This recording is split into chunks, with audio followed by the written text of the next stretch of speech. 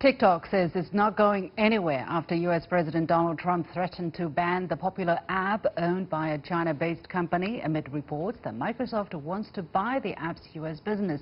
TikTok has said in an internal company letter that it doesn't agree with the decision to sell its U.S. business, but it has to face both the ban and relevant decisions by U.S. regulators. The company, which has been accused of posing national security risks since entering the U.S. market in 2018, has repeatedly defended itself. But now Microsoft says it's interested in buying the company and can assure Americans their data will be safe. So what's behind the arm twisting, and what do the moves say about the undercurrent of escalating China-U.S. tensions on a growing number of fronts? I'm pleased to be joined from New York by Margaret Kimberly, editor and senior columnist of Black Agenda Report and author of the book Prejudential: Black America and the Presidents. And from here in China, I'm joined from Beijing by Thomas Luo, co-founder and CEO of PingWest, a tech media company. But first, let's take a listen to TikTok's U.S. General Manager Vanessa Pappas in her latest message to TikTok users. I want to say thank you to the millions of Americans who use TikTok every day, bringing their creativity and joy into our daily lives. We've heard your outpouring of support, and we want to say thank you. We're not planning on going anywhere. TikTok is a home for creators and artists to express themselves, their ideas, and connect with people across different backgrounds. And we are so proud of all the various communities that call TikTok their home. I'm also proud of our 1,500 U.S. employees who work on this app every day, and the additional 10,000 jobs that we're bringing into this country over the next 3 years. I'm thrilled about our U.S. Creator Fund, where we just announced our $1 billion fund to support our creators. And when it comes to safety and security, we're building the safest app because we know it's the right thing to do. So we appreciate the support. We're here for the long run. Continue to share your voice here, and let's stand for TikTok.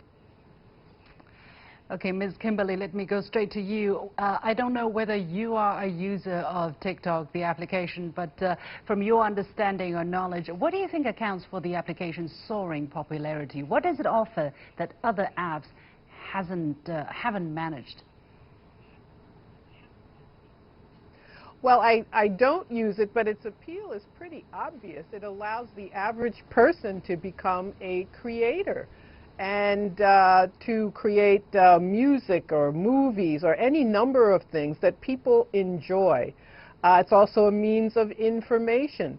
So I think it has all of the elements that make social media so appealing to people, plus giving the user control over it.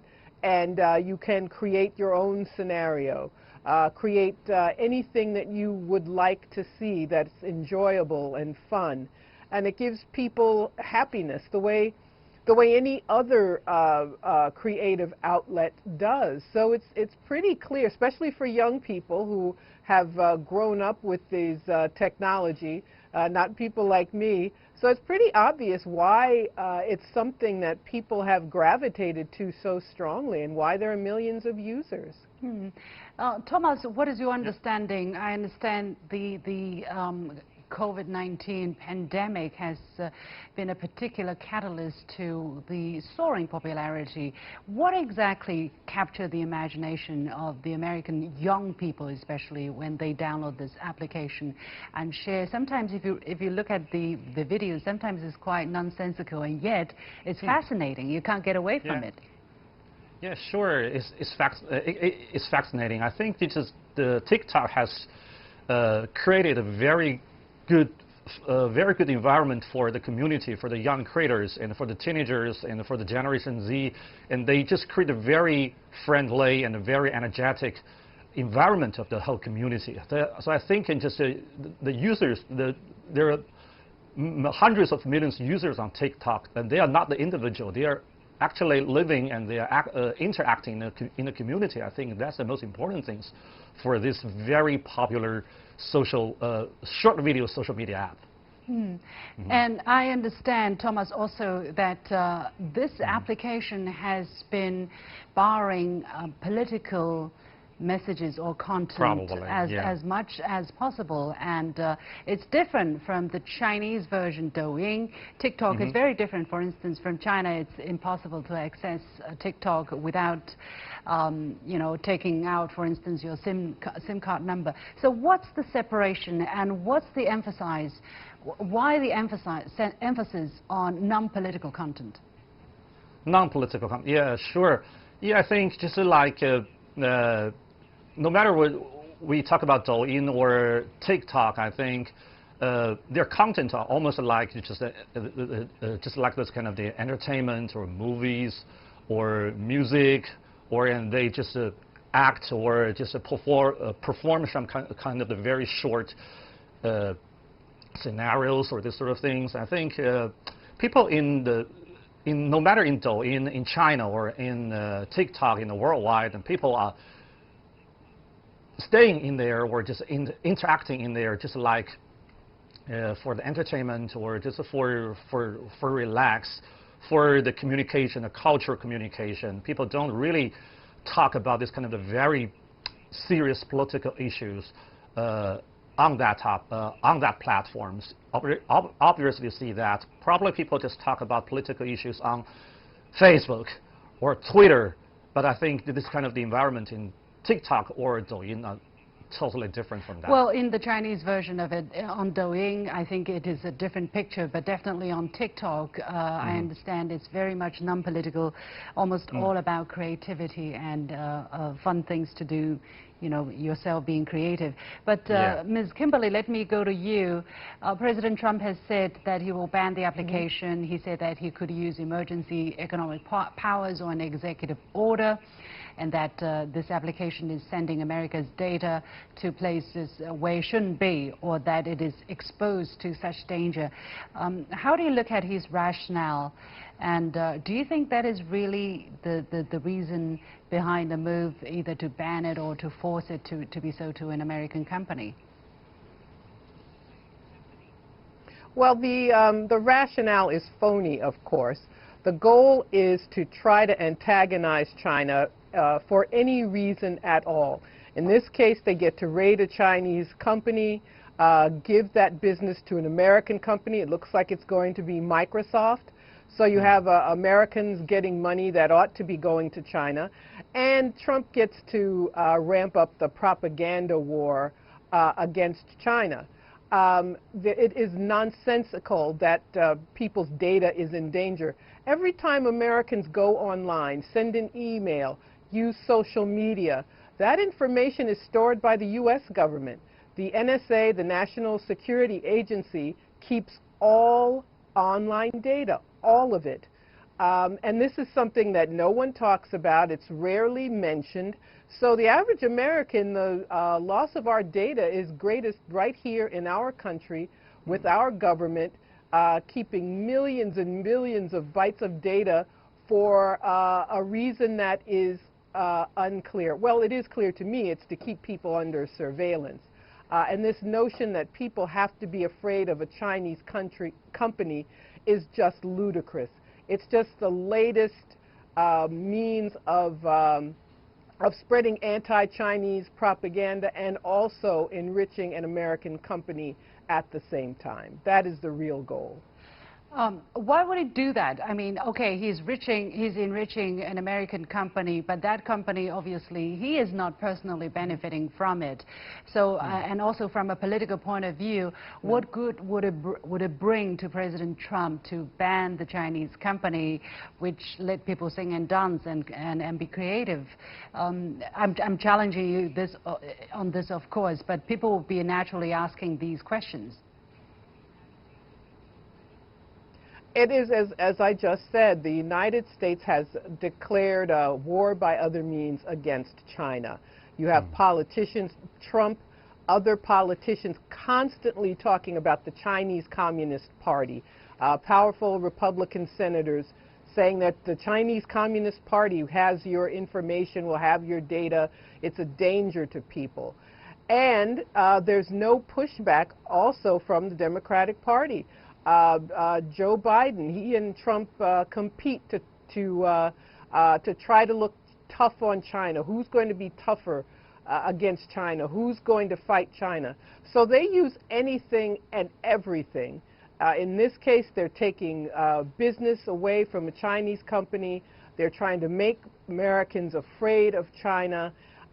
China's growth, China as a competitor, an economic competitor of the United States, is something that cannot be stopped.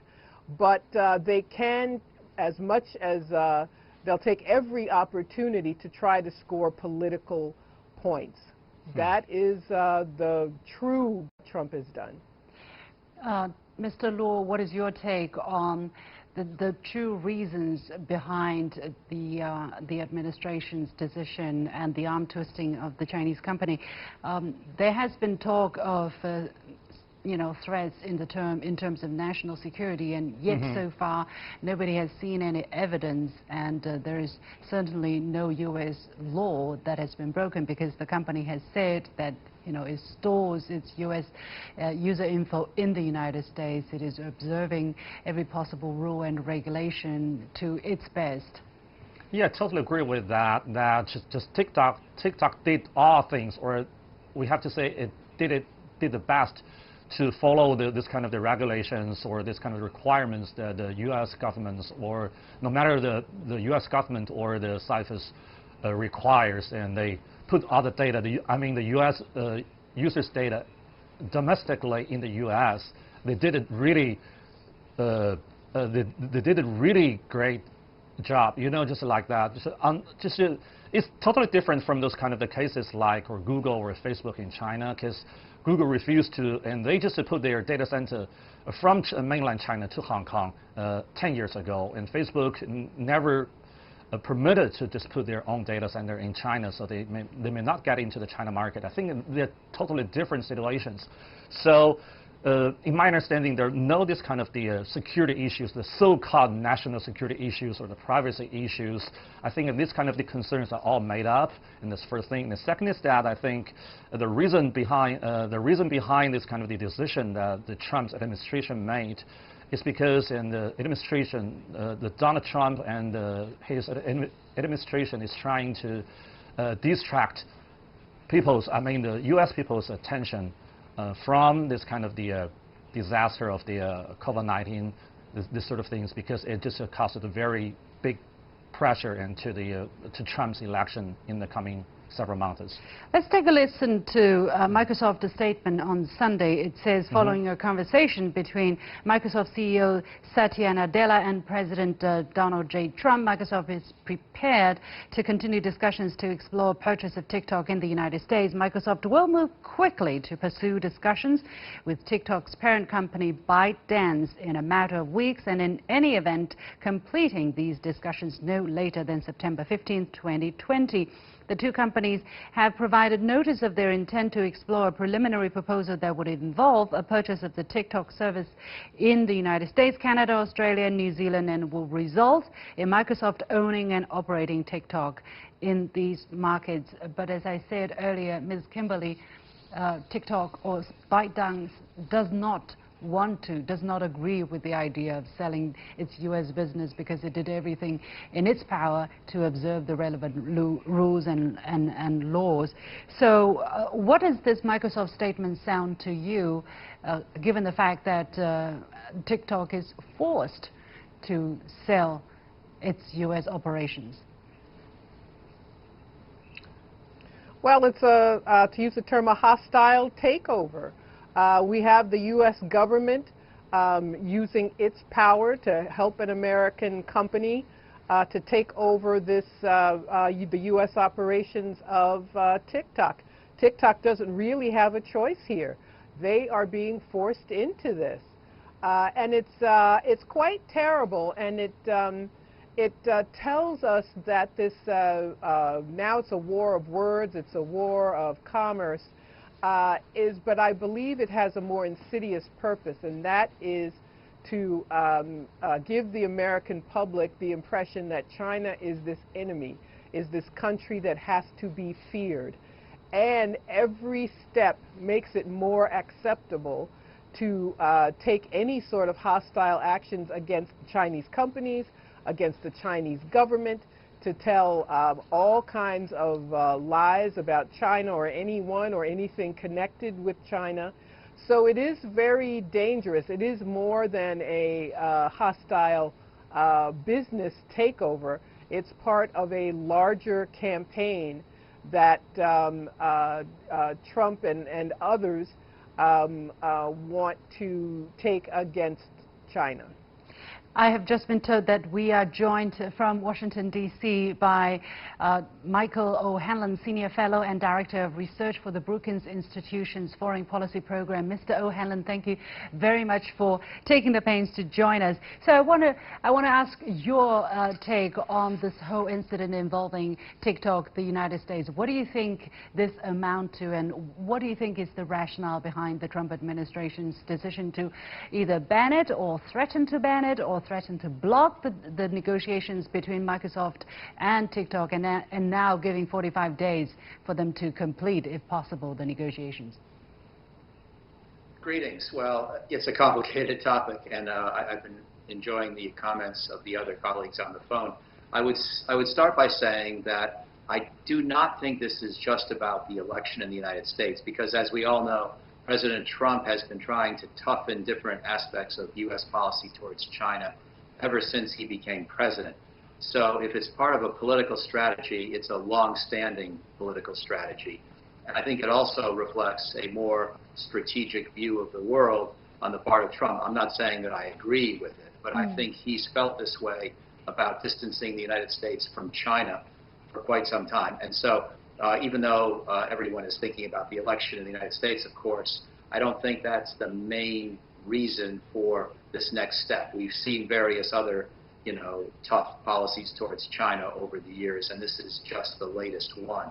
But second, I would say, as a national security specialist myself, I would like to see more discussion about this question by people who really understand the details. For example, if my daughter has TikTok on her phone, does that make it easier for a Chinese intelligence agency to access my email? I think that's the kind of discussion we actually need to have, rather than just saying yes or no.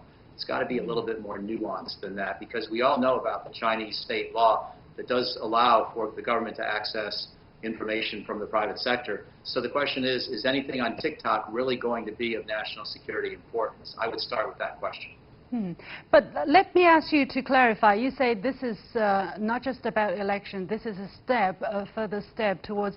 But what is the ultimate direction? Does America want to wage or want to get rid of their relationship with China and totally suppress China's growth, rise, or does America see some kind of different future that I don't know? So. This is a step in the direction of what, Mr. O'Hanlon? It's an excellent question. I think for many in the Trump administration, they do want a much more distanced relationship with China. Decoupling is the word that we often use. And for President Trump, I don't think he really envisions a military showdown, but I think he would like to see, and some of his advisors would like to see, much more economic distance. However, for many in the mainstream foreign policy community, Republican and Democrat, they would say that we need a different relationship with China than we had before, and in some ways a tougher one. But we also need to keep finding ways to cooperate and de-escalate with China. And so they are more interested in a more detailed, more nuanced approach that would not be quite what we've had in the 1990s and 2000s, but that would still try to maintain some degree of cooperation.